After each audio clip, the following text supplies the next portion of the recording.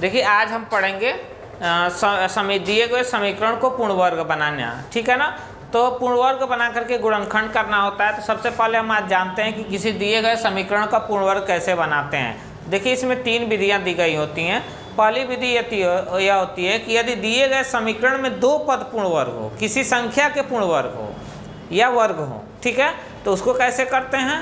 दूसरी स्थिति यह होती है यदि दिए गए समीकरण में केवल एक ही पद जो है किसी संख्या के क्या हो, वर्ग हो, ठीक है ना। और जो है कि तीसरी स्थिति जो है कि इसका कम उपयोग होता है, ठीक है ना। तो पहले हम आपको 2 स्थितियां बताते हैं। पहली स्थिति यदि दिए गए समीकरण के 2 पद या दोनों पद किसी संख्या के वर्ग हों तो ऐसे को पूर्ण वर्ग कैसे बनाते हैं। तो देखिए यदि पहला इसमें यह लिए हैं कि a² + 4a, देखिए a² + 4a। अब क्या करना है, हमने एक समीकरण लिखा a² + 4a और इसमें हम देख पा रहे हैं कि यहाँ पे जो है यह a का जो है कि वर्ग है और यह जो है 2 का वर्ग है। तो इसको हमको क्या बनाना है, पूर्ण वर्ग बनाना है, जो पहली विधि है। तो देखिए दिए गए समीकरण में यह पहला नियम फॉलो करता है कि दोनों पद क्या हैं, वर्ग हैं। तो दोनों पूर्ण पदों का हम क्या करेंगे, वर्गमूल निकालेंगे। जैसे a² का वर्गमूल निकालेंगे तो a हो जाएगा हमारा, और 4 का वर्गमूल निकालेंगे तो 2 हो जाएगा, ठीक है ना। अब देखिए इन दोनों का क्या करेंगे, हम आपस में मल्टीप्लाई कर लेंगे, यानी कि यह 2a हो जाएगा।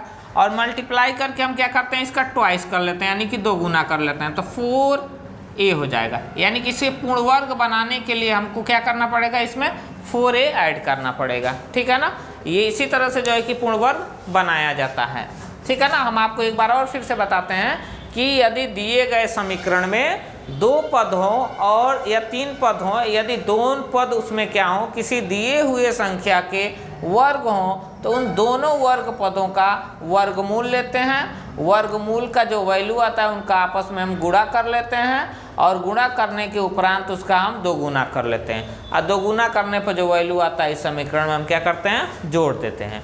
तो इस तरह से जो है कि उसको हम क्या बनाते हैं, पूर्ण वर्ग बनाते हैं।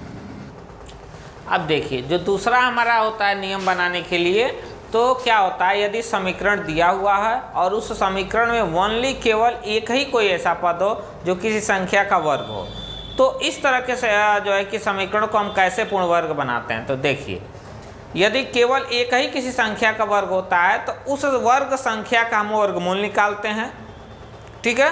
वर्गमूल निकालने के उपरांत हम उसका क्या करते हैं, 2 गुना करते हैं, ठीक है ना। क्या करते हैं, 2 गुना करते हैं, और 2 गुना करने के बाद जो पद पूर्ण वर्ग किसी संख्या का नहीं होता है उसमें हम क्या करते हैं, भाग देते हैं, और भाग देने के बाद जो भागफल आता है उसका वर्ग करके हम समीकरण में जोड़ देते हैं। तो देखिए हम इसमें एक क्वेश्चन लिए हुए हैं, देखिए यहाँ पे दिया हुआ है x² + 4x। अब देखिए इसमें भी 2 ही पद दिया हुआ है, तो 2 पद दिया हुआ है। तो देखिए यहाँ यह देखा गया तो इसमें देखिए एक ही पद वर्ग है, जैसे x² जो है x का वर्ग है, 4x जो है किसी का वर्ग नहीं है। तो यहाँ आप देख लिए कि एक ही पद क्या है, वर्ग है। तो हम एक जो पद है उसका हम क्या करेंगे, उसका वर्गमूल निकालेंगे, तो यह हो जाएगा x, ठीक है ना। वर्गमूल का जो वैल्यू आएगा उसका हम 2 गुना करेंगे, 2 गुना, तो यह हो जाएगा 2 × x, यानी कि यह हो जाएगा 2x।